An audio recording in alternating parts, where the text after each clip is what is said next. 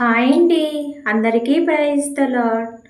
కాగా నా ప్రియ సహోదరులారా, మీ ప్రయాసము ప్రభువునందు వ్యర్థము కాదని ఎరిగి స్థిరులను కదలని వారును ప్రభువు కార్యాభివృద్ధి అందు ఎప్పటికినీ ఆసక్తులనై యుండుడి.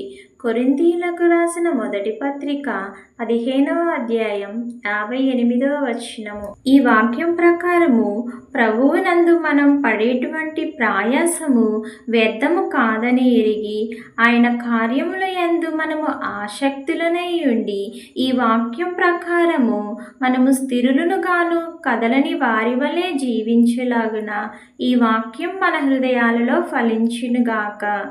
ఆమేన్.